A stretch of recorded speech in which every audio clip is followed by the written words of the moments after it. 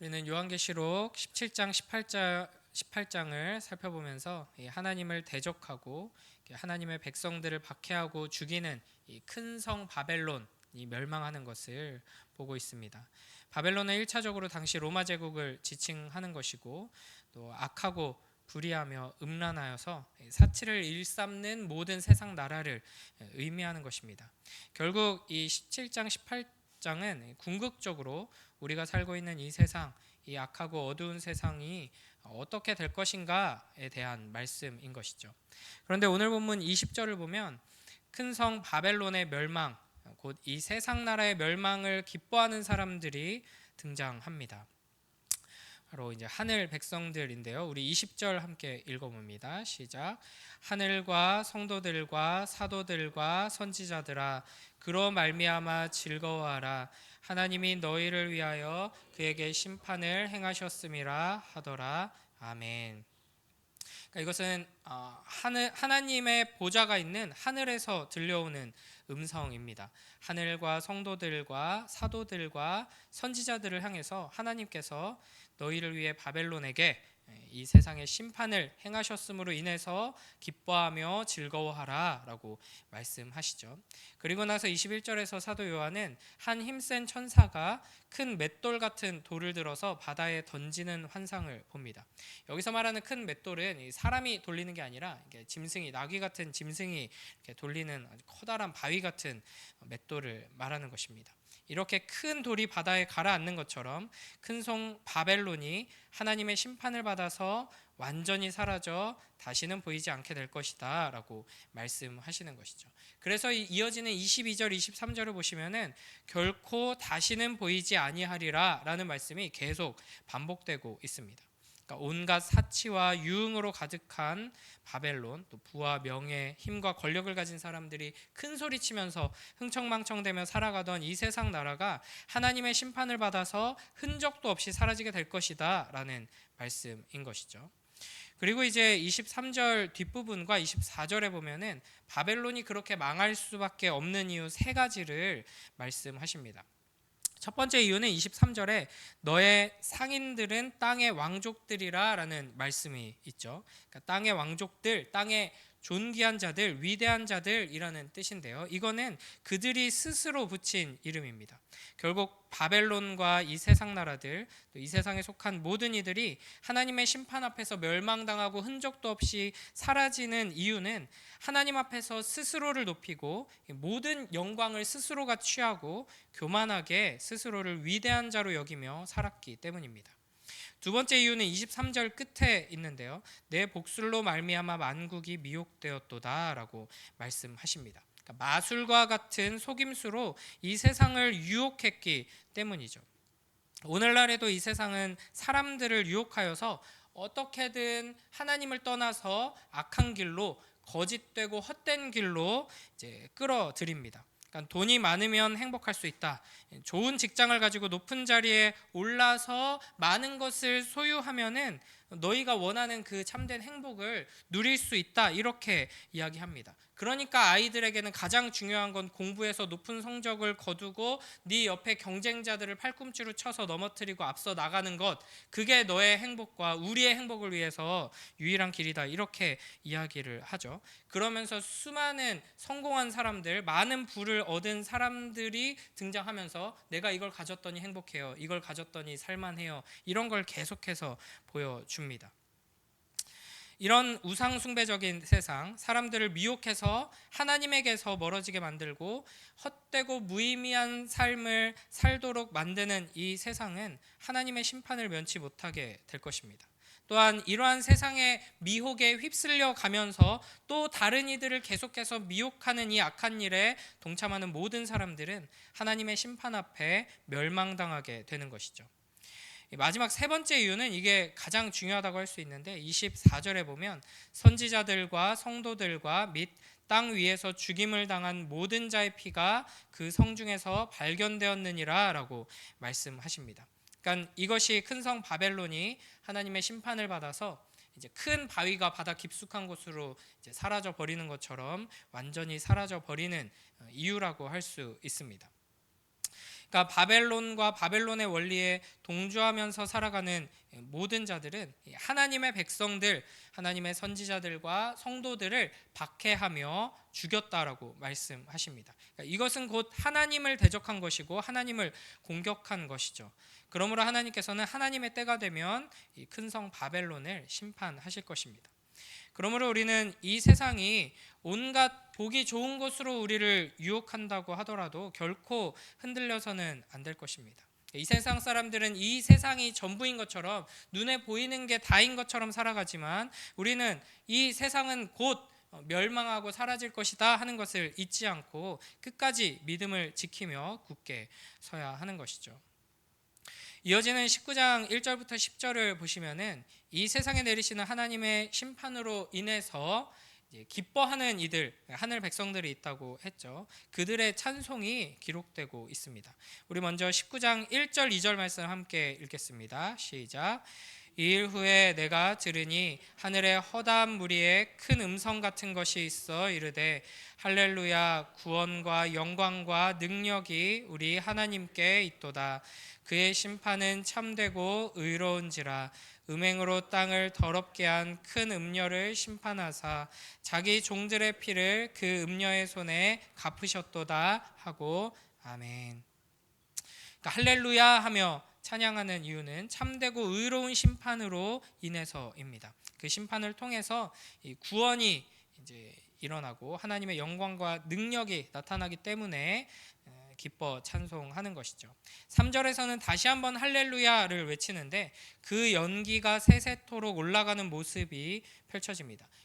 여기서 이제 연기가 등장하고 연기가 막 이제 올라가니까 마치 이제 다른 이미지에서 이미 봤던 이제 기도가 하나님께 올라가는 것처럼 뭔가 찬양이 하나님께 올라가는 장면이구나, 아름답다 이렇게 생각하기가 쉬운데 이제 자세히 살펴보면 이 연기는 이 세상 나라가 심판받아서 불타면서 나는 연기입니다. 그러니까 하나님의 이 심판이 끝없이 영원히 계속된다 하는 것을 보여주는 것이죠.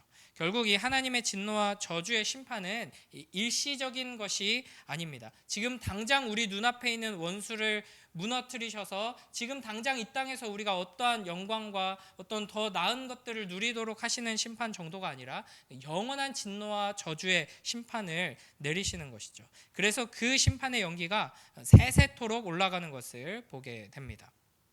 4절에서는 24장로와 네 생물이 하나님께 경배하면서 또 할렐루야 찬양하고요. 5절에서는 이제 보좌에서 음성이 나서 하나님의 종들 곧 그를 경외하는 너희들아, 작은 자나 큰 자나 다 우리 하나님께 찬송하라라고 말씀하십니다. 이게 뭐 해석 여러 가지로 할 수 있는데 아마 이제 그리스도께서 하시는 말씀으로 볼 수 있습니다. 그리고 이제 6절부터 또 내가 들으니라고 하면서 장면이 좀 전환이 됩니다. 그러니까 문단이 바뀌는 것이죠.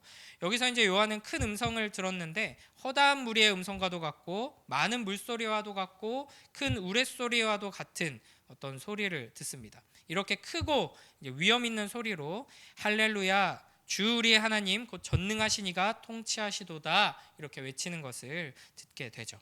그리고 나서 이제 7절 8절에서 어린 양의 혼인 잔치에 대해 이야기하고 있습니다. 우리 7절 8절 말씀 함께 읽습니다. 시작. 우리가 즐거워하고 크게 기뻐하였으며 그에게 영광을 돌리세. 어린 양의 혼인 기약이 이르렀고 그의 아내가 자신을 준비하였으므로 그에게 빛나고 깨끗한 세마포 옷을 입도록 허락하셨으니 이 세마포 옷은 성도들의 옳은 행실이로다 하더라. 아멘. 우리 신랑 되신 예수 그리스도께서 이 신부인 교회와 혼인잔치를 벌일 때가 되었다 하는 것이 이 하늘에서 드려지는 찬양의 중요한 내용 중 하나입니다. 어린 양의 혼인잔치 날이 도래했다. 이것은 예수 그리스도와의 완전한 연합이 이제 이르렀다 하는 것이죠. 하나님 나라의 온전한 임재, 하나님께서 우리를 완성하시고 그 영원한 사랑을 이루겠다고 약속하셨는데 그 약속이 이제 성취된다 하는 의미입니다. 물론 우리는 이미 하나님 나라 백성이고 예수 그리스도의 신부이죠. 그러나 그 사랑을 온전히 누리며 살아가지 못하고 있습니다. 그러니까 우리가 처한 상황과 환경이 하나님의 백성다운 영광을 나타내지 못하도록, 또 그리스도의 신부다운 권세와 그 축복을 누리지 못하도록 곳곳에서 방해하기도 하고, 무엇보다도 우리가 아직 완성되지 못하였기 때문에 우리의 연약함으로 인해서 그게 걸림돌이 되기도 합니다. 그러나 이 세상의 악과 우리 안의 이 연약함을 주님께서 최종적으로 완전히 제거하고 해결하시고 이 완전한 사랑, 이 온전한 축복을 이루는 그날이 온다 하는 것입니다. 그것이 바로 어린 양의 혼인잔치이죠. 중요한 것은 7절 뒷부분에 그의 아내가 자신을 준비하였다라는 말씀입니다. 8절에서는 빛나고 깨끗한 세마포 옷을 입도록 허락하셨다라고 말씀하시죠. 요한계시록뿐 아니라 성경 곳곳에서 계속 반복되는 이미지인데, 이것은 1차적으로 하나님께서 우리를 위해 친히 만드시고 입혀주신 의의 옷, 아름답고 영광스러운 예수 그리스도라는 옷이 우리에게 준비되었고, 그 신부들이 그 옷을 이제 준비해서 입고 있다 하는 모습입니다. 그러나 단순히 수동적으로 은혜 받은 자들, 입혀주시는 대로 그냥 입은 자들이 모여있구나 하는 의미가 아니죠. 8절 뒷부분에 보시면 이 세마포 옷이 성도들의 옳은 행실이다라고 말씀하십니다. 이 옳은 행실에 해당하는 헬라어 단어가 디카이오마타인데요. 이게 옳고 바른 것에 대해서 그 기대를 충족시켜주는 그 조건에 합당한 어떤 행위를 의미합니다. 그러니까 기본적으로 그리스도의 신부는 전혀 사랑스럽지 않은 자격 없는 존재였지만 하나님께 사랑을 받았고 그 하나님의 은혜로 놀랍게도 너는 사랑스러운 자다라는 칭함을 받게 되었고, 그 놀라운 사랑 안에서 점점 더 사랑스러워지는, 그래서 이 죄악 가운데 있는 더러운 이들과 구별되는 모습으로 계속해서 이제 나아가는 자들이었죠. 그러나 거기에서 끝나는 것이 아니라 그 사랑을 받아서 그 은혜 안에서 믿음으로 반응하고 순종으로 하나님께 영광 돌리고 감사의 삶으로 나아가는 자들이 바로 그리스도의 신부, 어린 양의 신부인 것입니다. 그래서 이것을 요한계시록의 맥락에서 표현하자면, 이렇게 이 어린 양의 혼인잔치에 앞서서 이 세마포 옷을 입고 자신을 준비하는 이들은 어떤 존재인가? 그리스도의 신부, 어린 양의 혼인잔치라는 가장 아름다운 이 잔치의 주인공이 되는 자들은 목숨을 내놓고 짐승과 우상에게 절하지 않고 그 짐승의 표를 받지 않은 자들입니다. 또 이 요한계시록 11장의 두 증인처럼 죽기까지 이 증인의 삶을 사는 사람이고요. 14장의 14만 4천처럼 더럽히지 않고 순결하며 어린 양이 어디로 인도하든지 따라가는 자이고, 또 그 입에 거짓말이 없고 흠이 없는 자들입니다. 그래서 오늘 이 본문을 통해서 하나님께서는 우리에게 이 세상은 멸망할 거다, 흔적도 없이 사라질 거다, 이걸 잊지 말아라 라고 하시면서, 그러나 너희 앞에는 영원한 잔치가 예비되어 있다. 그 잔치 후에 너희는 영원한 신부로 나와 함께 영원한 사랑을 누리며 영원한 축복을 얻게 될 것이다 라고 말씀하십니다. 그러므로 너희는 준비해야 한다 말씀하시는 것이죠. 영광스럽고 아름다운 삶, 거룩한 삶으로 하루하루 살아가면서 기다리고 준비해라 라고 우리에게 말씀하십니다. 오늘 하루 이 말씀을 붙들고 우리에게 주신 이 그리스도의 신부라는 새로운 정체성에 감사하면서 우리에게 입혀주신 이 거룩한 신부의 옷, 예수 그리스도의 옷을 믿음으로 붙드는 우리 모두가 되길 주님의 이름으로 축복합니다. 결혼 전날에, 또 결혼을 앞두고 몇 주간에 어떤 심정이었는지 아마 기억이 잘 안 나시는 분도 있겠지만, 결혼을 앞둔 청년들, 자녀들, 젊은이들 이렇게 보시면서 그때를 떠올리면서, 결혼을 앞두면은 이제 밤마다 막 야식 먹고 이렇게 살던 청년들도 이렇게 다 끊고 운동하고 막 PT 등록하고 피부 관리 받고 막 이러거든요. 결혼하고 이제 신혼여행 갔다 오면서 이미 다 무너지지만, 딱 그 결혼식이 인생에 딱 한 번 있는 가장 소중한 순간이라고 생각해서 가장 아름답고 멋진 모습으로 함께 하고 싶어서 막 노력을 합니다. 설레는 마음으로 맛있는 거 딱 끊고, 설레는 마음으로 땀 흘려서 운동하고, 설레는 마음으로 병원에 가서 피부 관리 받고 막 이렇게 준비를 하죠. 그런 것처럼 우리 앞에 다가온 이 어린 양의 혼인 잔치를 사모하는 마음으로 기대하며 하루하루 우리 앞에 놓인 믿음의 싸움을 싸워나가고 사랑의 삶으로 승리하며 주님을 기다리는 거룩한 신부 되길 주님의 이름으로 축복합니다. 기도하겠습니다. 하나님 감사합니다. 이 새벽에 또 귀하고 아름다운 요한계시록 말씀을 통하여서 하나님께서 우리에게 주신 약속이 어떻게 이루어지고 있고 또 어떻게 이루어질 것인지 미리 믿음의 눈을 들어 보게 하시니 감사합니다. 아버지 하나님, 많은 이 세상 사람들이 또 우리가 어리석고 연약하여서 전부인 것처럼 착각하고 붙들기 위해 힘쓰는 이 세상이 결국에는 완전히 없어질 것임을 우리가 잊지 않게 하시고 여기에 소망 두지 않게 하시고 하나님께서 우리에게 약속하시는 영원한 잔치, 영원한 그 하나님의 나라를 더욱더 사모하고 기다리며 준비하는 주님의 거룩한 신부들로 살아갈 수 있도록 축복하여 주시옵소서. 감사드리며 예수님 이름으로 기도드립니다. 아멘.